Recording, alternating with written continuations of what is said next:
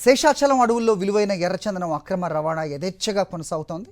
విలువైన ఎర్రచందనాన్ని కాపాడుకోవాల్సిన బాధ్యత ప్రతి ఒక్కరిపై ఉందంటున్నారు నిపుణులు. ప్రపంచంలో ఎక్కడా లేని విలువైన ఈ ఎర్రచందనం కాపాడుకోవడంలో కూటమి ప్రభుత్వం నిర్లక్ష్యంగా వ్యవహరిస్తోందనే విమర్శలున్నాయి. ఇప్పటికే అప్పుల కోసం ప్రతి నెలా మంగళవారం అప్పు కోసం తిప్పలు పడుతున్న కూటమి ప్రభుత్వం తాజాగా ఎర్రచందనం నిల్వలు అమ్ముకుని సొమ్ము చేసుకోవాలని చూస్తున్నట్టుగా సమాచారం. ఇక శేషాచలంలో నిక్షిప్తమైన ఎర్రచందనంపై మా ప్రతినిధి విజయమూర్తి మరింత సమాచారం ఇస్తారు.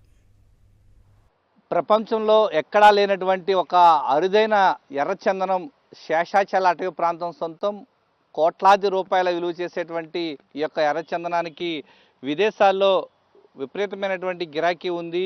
ఈ నేపథ్యంలోనే చైనా, జపాన్, థాయిలాండ్, సింగపూర్ దేశాల్లో ఈ యొక్క ఎర్రచందనానికి భారీ ఎత్తున డిమాండ్ ఉన్న నేపథ్యంలో ఇంటర్నేషనల్ మార్కెట్కి సంబంధించి స్మగ్లర్లు ప్రధానంగా ఈ యొక్క శేషాచల అటవీ ప్రాంతంలో ఎర్రచందనాన్ని కొల్లగొట్టి కోట్లాది రూపాయలు సంపాదిస్తున్నటువంటి పరిస్థితి. ప్రస్తుతం మనం చూస్తున్నటువంటి ఈ యొక్క ఎర్రచందనం శేషాచల అటవీ ప్రాంతంలో మాత్రమే ఈ యొక్క ఎర్రచందనం లభిస్తుంది.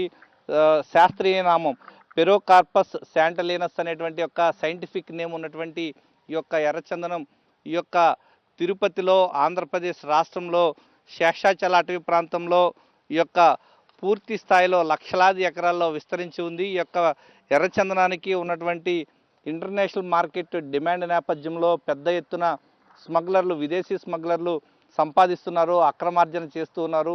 ఈ యొక్క ఎర్రచందనాన్ని గోడౌన్లో మగ్గు పెడుతూ ఉన్నారు. A grade, B grade, C grade, ప్రధానంగా ఏ గ్రేడ్కు, బి గ్రేడ్కు ఉన్నటువంటి డిమాండ్ నేపథ్యంలో పెద్ద ఎత్తున డిమాండ్ ఉన్న నేపథ్యంలో దీన్ని అమ్మకాలు చేసి సొమ్ము చేసుకోవాలనేటువంటి ఆలోచనలో ఆంధ్రప్రదేశ్ ప్రభుత్వం ఉంది. త్వరలో ఈ యొక్క ఎర్రచందనానికి సంబంధించి అమ్మకాల ద్వారా సొమ్ము చేసుకోవడానికి ఓవైపు రాష్ట్ర ప్రభుత్వం గతంలో ఏదైతే ఈ యొక్క ఎర్రచందన అమ్మకం ద్వారా వచ్చినటువంటి నగదు ఇప్పటికే రాష్ట్ర ఖజానాలో వేసుకుంటూ అభివృద్ధి కార్యక్రమాలు చేపడుతున్నారు. కోట్లాది రూపాయలు విలువ చేసేటువంటి ఎర్రచందనాన్ని భావితరాలకు అందించాలన్నటువంటి లక్ష్యంతో ప్రధానంగా ప్రభుత్వాలు కృషి చేస్తున్నప్పటికీ అడ్డదారుల్లో ఈ యొక్క ఎర్రచందనం స్మగ్లర్లు శేషాచల అటవీ ప్రాంతంలోకి చొరబడి వీటిని కొల్లగొడుతున్నటువంటి పరిస్థితులు కనిపిస్తున్నాయి. ప్రధానంగా చైనా, జపాన్, థాయిలాండ్ అంటే ఇతర దేశాల్లో ఎక్కువగా ఈ యొక్క ఎర్రచందనాన్ని అమ్మకాలు సాగిస్తూ కోట్లాది రూపాయలు సంపాదిస్తున్నటువంటి పరిస్థితులు కనిపిస్తూ ఉన్నాయి. కెమెరామెన్ ఎల్ఐతో విజయమూర్తి, సాక్షి టీవీ, తిరుపతి నుంచి.